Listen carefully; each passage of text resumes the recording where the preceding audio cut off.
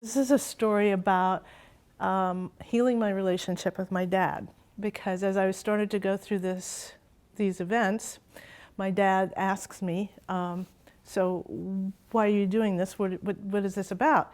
So I'm like, how do I tell my 91-year-old dad what this is about? So I started very simple, and I just said, well, I'm learning how to meditate. Okay, so we get together every week and have dinner together.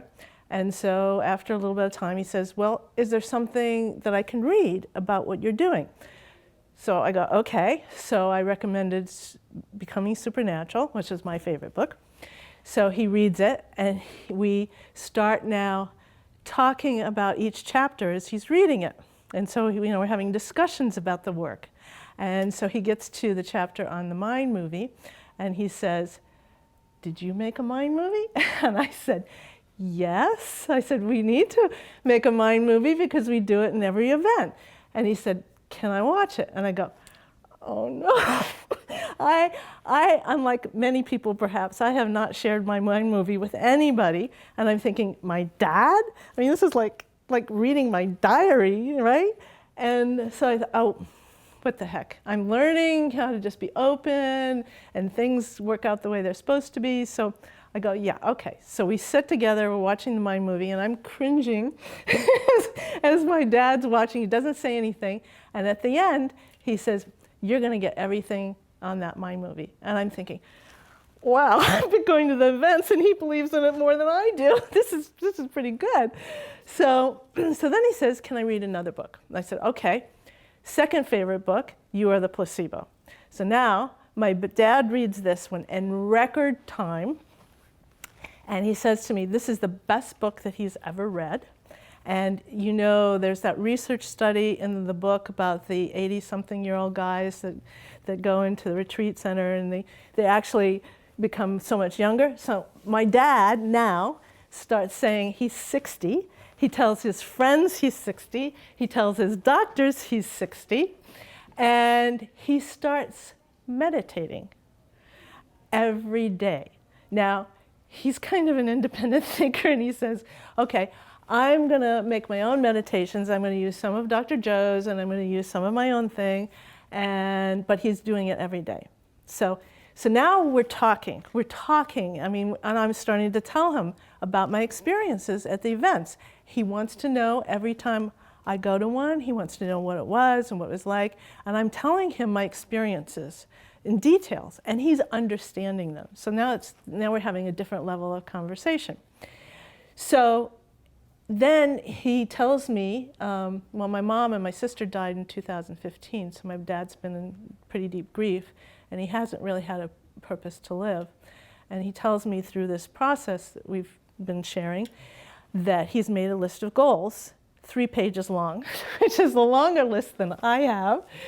And on that list of goals, he has some health issues. He's for a 91-year-old man, he's incredible health. He still lives alone, he still drives, but he has an enlarged prostate, not cancer.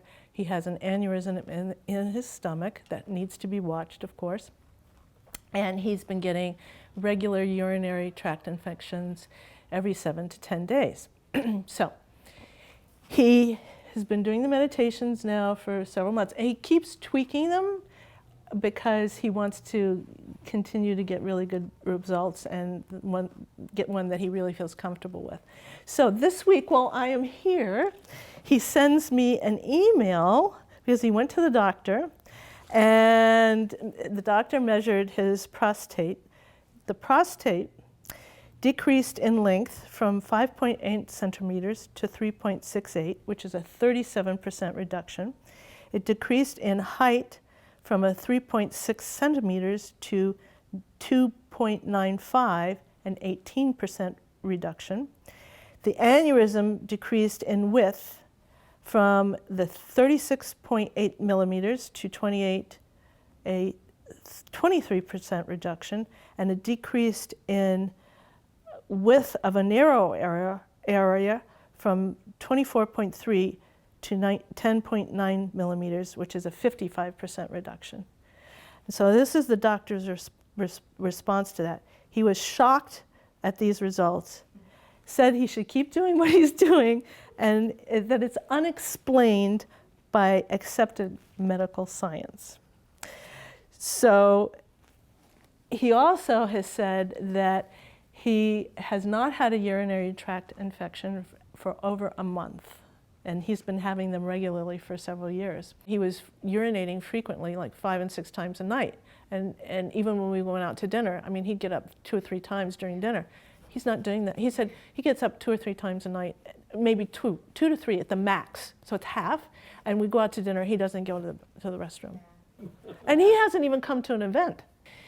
So he says to me that, he's said this several times, that he attributes all of these changes to the fact that I have been coming to these events and what he's learned through me. And now I have a relationship with my father that I never had thought was even possible. I had long ago accepted that we were just, going to have a very distant, cordial relationship, but now I actually do consider him as close as my best friend, and that is incredible for me.